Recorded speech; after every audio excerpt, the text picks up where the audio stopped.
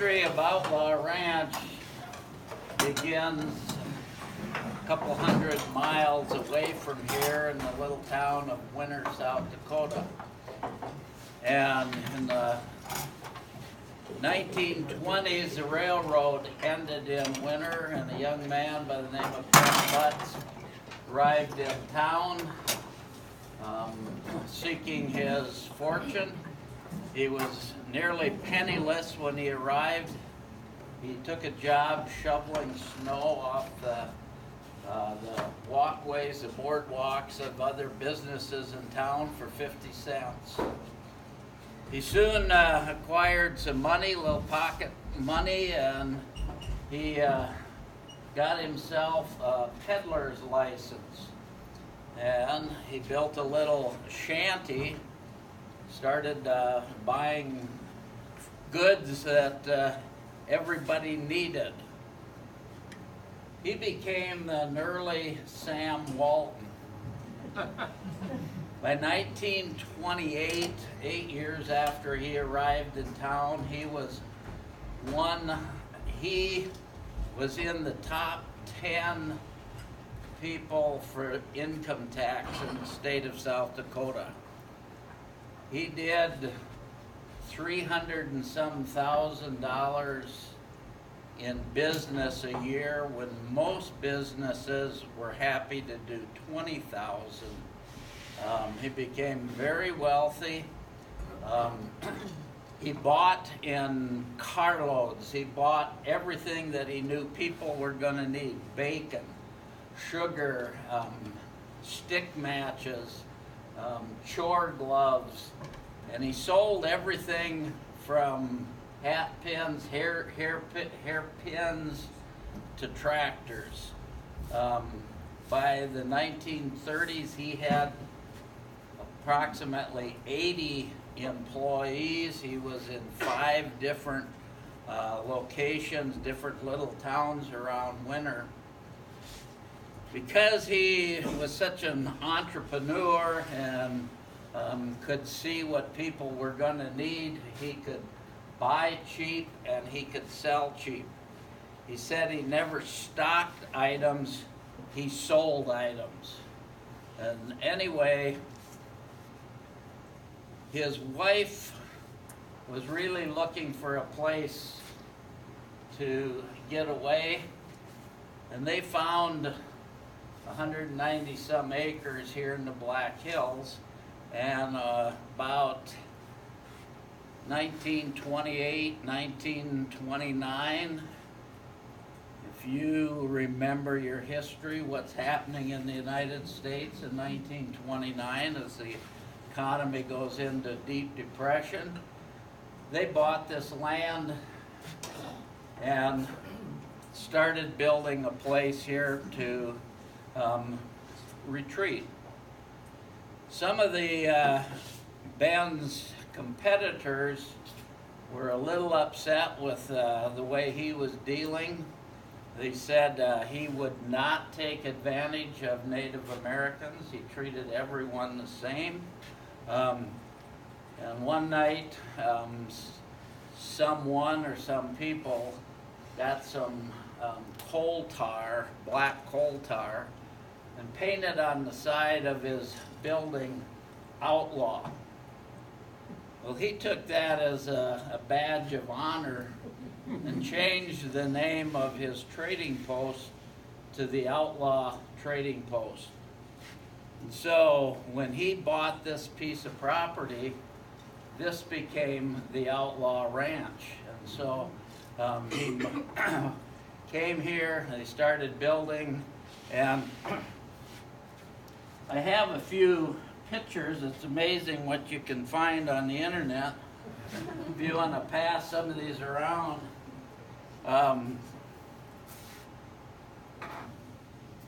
they're as I said, he was probably the one, if not the biggest dealer in the state of South Dakota at this time.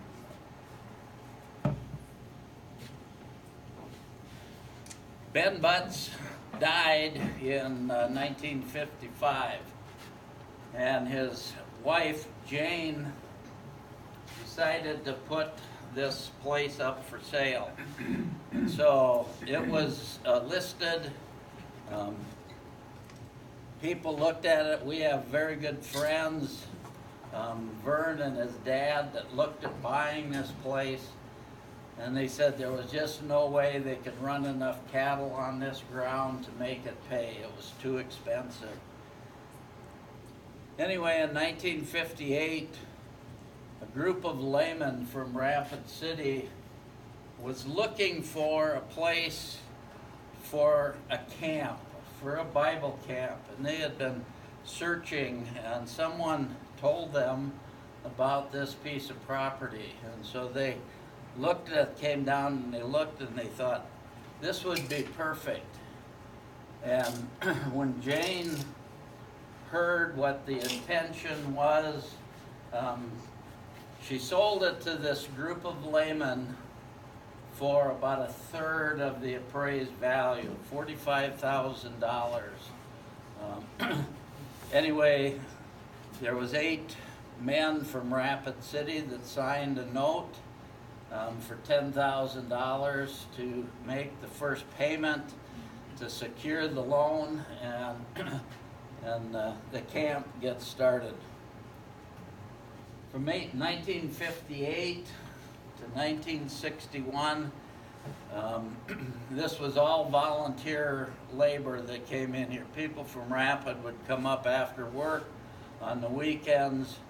The building that we are in at one time was a drive-under machine shed. I have seen old pictures. That end of the building down there was not there. The walls were open and they parked the machinery in under here. Upstairs was Ben's dance hall. When Ben was here, he loved to entertain, and we have friends in Custer that said they remember when they were little, their parents coming to Outlaw Ranch for dances on Saturday night. And in the 70s, I know you don't realize, couldn't guess I'm this old, but in the 70s, we remodeled this upstairs, and on this side of the trading post, there were benches, and you lifted them up, and it was all lined with metal. And this is where the beverages were kept on ice and that. So Ben was a great person to give away stuff. Kids in Custer, if they knew Ben was in town, they would stand outside the grocery store. He would come out with a box of popsicles or fudgesicles, and they'd just go down the street handing them out. Or else, if they were really lucky, he would be passing out quarters, and the kids thought they had hit a home run. Anyway, from 58 to 61, a group of volunteers built the shower house that's back here. They put in a septic system. They got surplus beds from Ellsworth Air Force, put them in the barn, and everything was volunteer. The people were coming to camp. They brought staff, they brought cooks, they did everything. And then finally in 1962, this board, Lutheran Men's Bible Camp Association of Rapid City, was the official name of the group that bought it.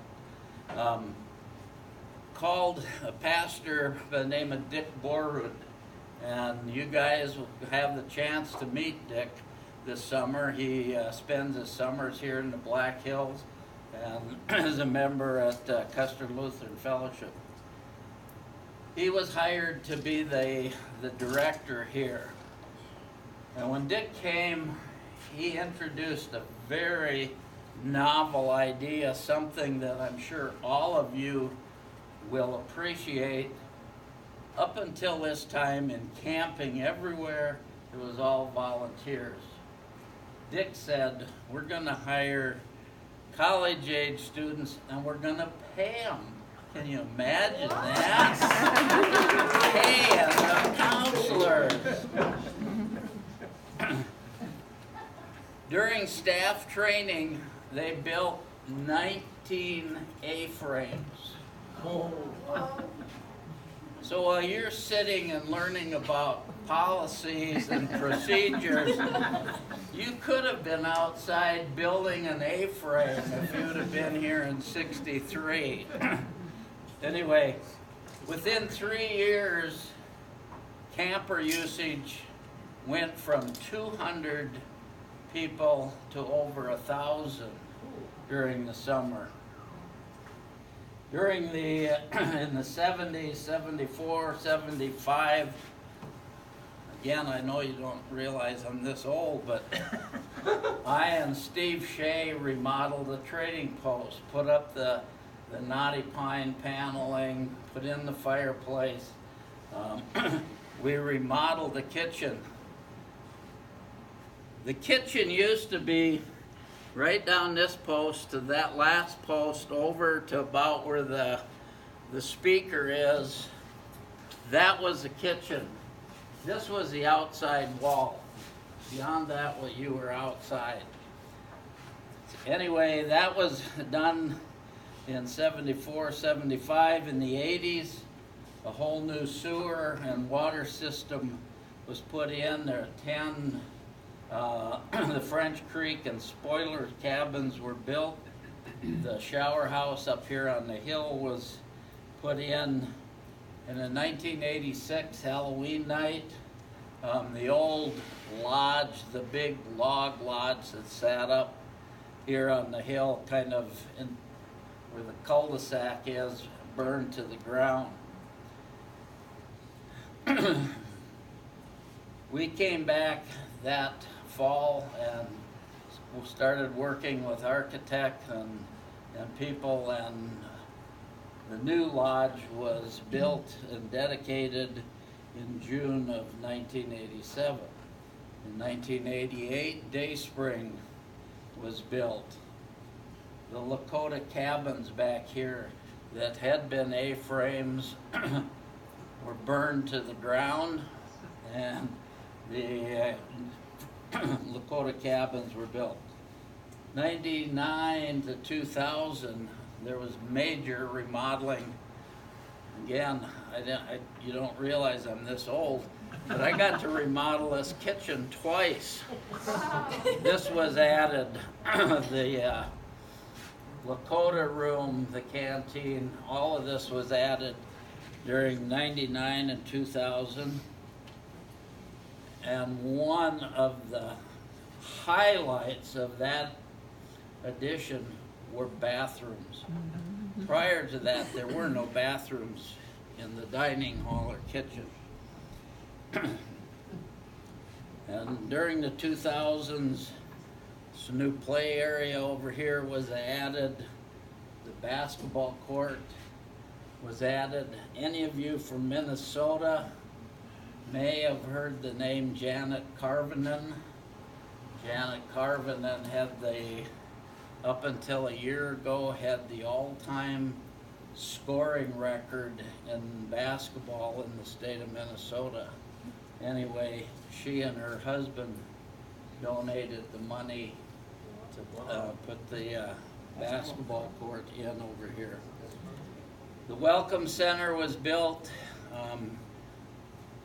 A good friend of the camp, Damaris Nesham, had a daughter that died at 34 years old from cancer, and Damaris donated the money to build the Welcome Center as a memorial. And also, 2011, probably the greatest thing ever happened. The shop was built up here on the hill. And you are welcome on appointment to come up, and we will take you through that. Outlaw Ranch, the historical name of this camp, has been known in the community since the 1930s. The name is still used because it maintains contact with the concept of Christianity that is often forgotten. There were many places and many crowds where Jesus was unwelcome, an outlaw in his own right. John 1:11 tells how Jesus came to his own home and people would not receive him. He even suffered death on the cross, a death reserved for outlaws. For his sake, Outlaw Ranch has been a reminder that all people can be outlaws for Christ, a tradition that has continued for over 60 years and will continue as long as outlaws continue to gather at Outlaw Ranch. Just so you know where you're at.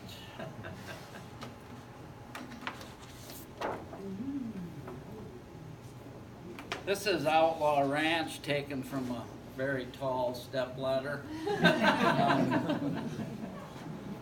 I'll lay this back here if you want to come and look at it. We're right down here.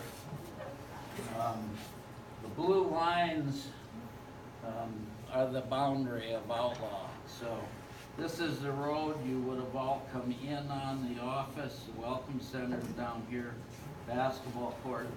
If you want to look and kind of get a feel, when you're in the hills and nothing seems to be straight, our boundaries are very straight. So anyway, I'll leave this down here and you can look at it.